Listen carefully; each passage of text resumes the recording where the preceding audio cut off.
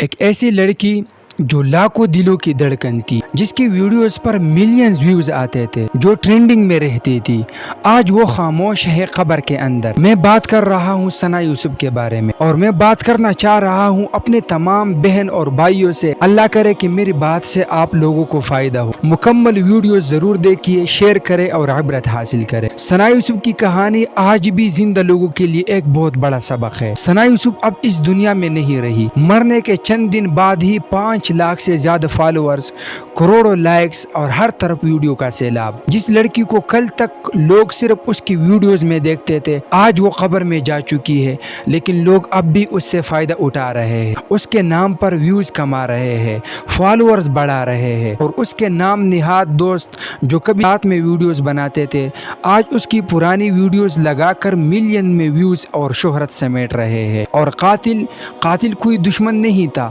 بلکہ ایک غیر محرم جس نے محبت کے نام پر نفرت، غیرت اور جنون کا خون آلود کھیل کھیلا اور ایک قیمتی جان لے لی۔ یقین جانیے چند دنوں میں یہ معاملہ بھی بلا دیا جائے گا، جیسے اور بہت سے چہرے بلا دیے گئے، کیونکہ اس دنیا میں انسان کی قیمت اس وقت تک ہوتی ہے جب تک وہ زندہ ہو، یا جب تک اس کی لاش سے فائدہ اٹھایا جا سکتا ہے۔ اس دنیا کو مکار کیوں کہا گیا؟ کیونکہ مرنے والے کا دکھ صرف اپنے محسوس کرتے ہیں، جن کے رشتے خون سے جڑے ہوتے ہیں، باقی سب صرف تماشائی ہوتے ہیں، فائدہ اٹھانے والے۔ اب میرا آپ سے ایک سوال ہے کہ کیا واقعی کامیابی یہی ہے؟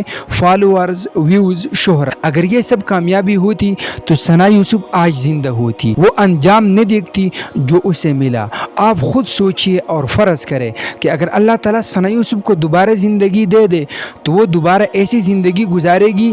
نہیں، ہرگز نہیں۔ وہ کبھی بھی اپنے لیے اس جیسی زندگی کا انتخاب نہیں کرے گی، کیونکہ اس کو یہ بات بخوبی معلوم ہو چکی ہوگی کہ اسکرین پر اپنے ناز اور نخرے دکھا کر، بے حیائی پھیلا کر انسان کتنا بے چینی، بے سکونی محسوس کر رہا ہوتا ہے۔ وہ سکون، وہ عزت جو اللہ کے حکم ماننے میں ہے، وہ ہرگز اللہ کے نافرمانی میں نہیں ہے۔ آج میں ان بہنوں سے کچھ کہنا چاہتا ہوں جو ٹک ٹاک پر، سوشل میڈیا پر صرف ویوز اور فالوورز کے لیے اپنی حیا، اپنی پہچان اور اپنی آخرت کو داؤ پر لگاتی ہے۔ سوچو، مرنے کے بعد تمہاری یہی ویڈیوز تمہارے لیے صدقہ جاریہ نہیں بلکہ گناہ جاریہ بن سکتی ہے، تمہیں قبر میں بھی چین نہیں لینے دے گی۔ آج آپ زندہ ہے، آپ کے پاس وقت ہے، واپس پلٹ آؤ اللہ کی طرف، کیونکہ مرنے کے بعد تمہاری ویڈیوز، تمہاری پوسٹیں، تمہاری حرکات سب تمہارے خلاف گواہی دے گی۔ دنیا دھوکہ ہے، یہاں شہرت وقتی ہے، اصل زندگی وہ ہے جو قبر کے بعد شروع ہوتی ہے۔